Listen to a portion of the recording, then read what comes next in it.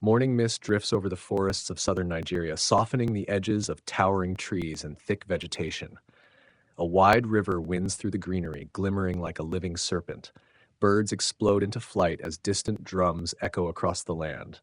A calm narrator speaks of Ekuoma, a village under the ancient protection of a river goddess who walks the earth in the form of a sacred alligator.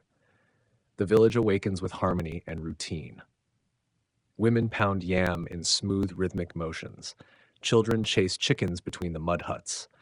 Hunters sharpen their spears in preparation for the day. Sacred alligators wander freely among them, unbothered, treated as honored guests. The villagers step aside respectfully, never touching them. Nearby, an elder sits beneath a palm tree, telling a group of wide-eyed children the ancient taboo: no one must harm the alligator children of the goddess. To break this law invites death, madness, or exile into the evil forest. Akena, a restless young man, watches an alligator crawl near the yam barns. Its presence unsettles him. He mutters under his breath about fear, superstition, and how old traditions hold the village back from progress. Later, alone by the riverbank, an alligator suddenly emerges from the water, startling him. Driven by panic rather than malice, Akena hurls his spear, wounding the creature. It thrashes, then drags itself back into the river, leaving a trail of blood. Horrified by what he has done, Akena panics. He runs into the forest, buries the spear beneath the roots of an iroko tree, and scrubs the blood from his shaking hands. As he whispers promises of silence, dark ripples disturb the water behind him, as though unseen eyes are watching. That night, strange splashes echo across the village. Low growls drift from the river. Dogs whine and hide beneath huts. Elders gather in hushed fear, whispering that the river goddess is restless. At dawn, Chief Igwe, Neka, the village priestess, and a group of warriors inspect the riverbank. Deep drag marks and bloodstains show clearly. One of the sacred alligators was injured. Determined to understand, Nika performs a ritual at the water's edge. As she chants, the river glows faintly. Visions flash before her eyes. A wounded alligator, a young man's trembling hand, invaders approaching from beyond the forest, and flames devouring homes. Overwhelmed, she collapses. Moments later, urgent drums call the villagers together. The message is clear. The goddess is angry. Birds scatter. Birds scatter. Livestock refuse to eat. A heavy dread spreads across Ekuoma. From the shadows, Akina watches, sweating. When he sees the blood on the ritual platform, he knows the village will soon discover the truth. Suddenly, the river begins to flow backward. Dead fish rise to the surface. Clouds roll in, unnaturally dark. Panic spreads like wildfire. Neka stands before the villagers and announces that the sacred taboo has been broken. She warns that unless the culprit confesses, the goddess will withdraw her protection from the village entirely. At the very moment danger approaches. Akina feels the weight of her words, but cannot bring himself to speak. The villagers argue over punishment, exile, sacrifice, or ritual cleansing. Hunters return with terrible news. Raiders are advancing from the north, burning villages one by one. Ekuoma is next. Neka reveals a prophecy. If the taboo is broken during the season of fire, only the goddess herself can defend the village from destruction. Moments later, the wounded sacred alligator crawls into the village center and collapses. The villagers wail in terror. For them, this is a sign of imminent doom. Scouts confirm their fears. Smoke rises on the horizon. Invaders are close. Neka examines the injured alligator and recognizes instantly. The wound came from a spear. She demands the guilty one step forward. Akena, overwhelmed, retreats to isolation. His sister Amara finds him trembling. He nearly confesses but stops, unable to face the consequences. Chief Igwe orders the village to prepare for invasion.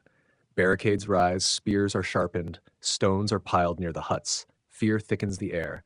Night falls heavy, children weep, women pray, warriors stand ready. And the sacred alligators, once ever present, vanish completely. The elders whisper that this is the worst sign of all. At dawn, the river churns violently. Huge bubbles rise like boiling water. Villagers flee, certain that destruction is near. Crushed by guilt, Ikena finally tells Amara the truth. He wounded the goddess's child. Terrified, she begs him to confess. He agrees. Amara leads him to the shrine, but when Akena sees the gathered villagers, shame roots him in place. He cannot speak. Moments later, a hunter arrives with the buried spear he found in the forest. Blood stains still dry on the blade.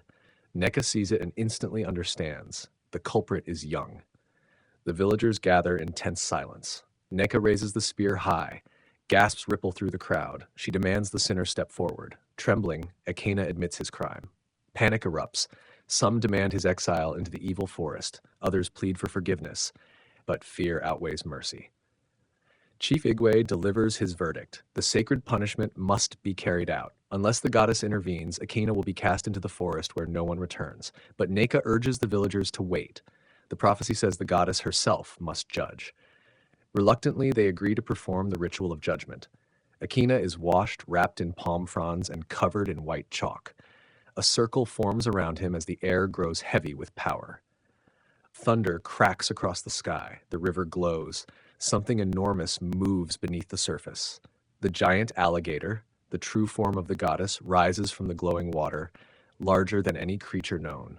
Her golden eyes lock onto Ikena. She circles him, testing his spirit. The crowd trembles. Then she touches him, not with teeth, but with a gentle nudge of her snout. Nika interprets the meaning.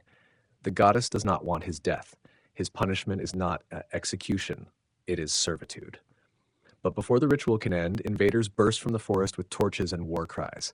Chaos explodes across the village. Huts burn, spears clash, screams fill the air. In the chaos, Ekena tears his bindings apart and seizes a fallen spear, fighting desperately to protect the very people he endangered. Then the river erupts. The goddess crashes into the battlefield with terrifying force, scattering the invaders.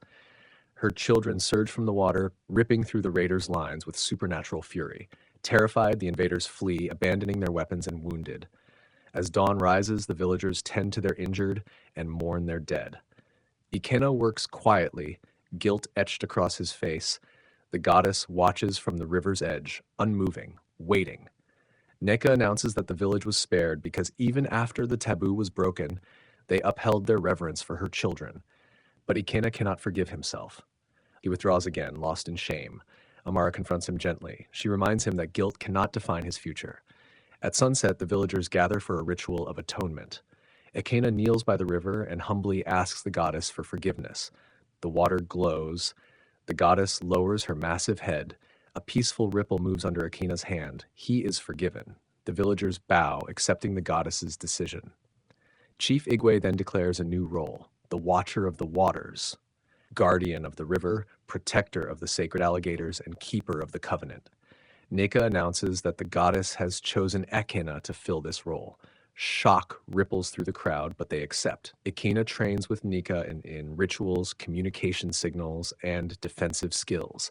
He learns to understand the alligators. They follow him peacefully along the riverbank.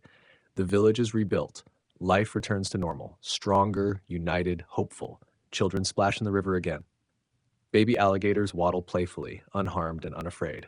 A new, grand shrine rises near the water, carved with symbols of the battle and the renewed covenant. But Neka has another vision. Storms, strangers, rising waters. Peace may not last. Still, at dawn, Ekena stands tall at the river, chalk markings glowing faintly. His carved staff reflects the sunlight. He is transformed, calm, wise, vigilant. The goddess rises one final time. She touches her head to his, a silent blessing, a passing of responsibility. As the camera pans upward, Ekena walks along the riverbank with sacred alligators beside him. The sun rises, the narrator speaks of a village saved, a goddess honored, and a young man reborn.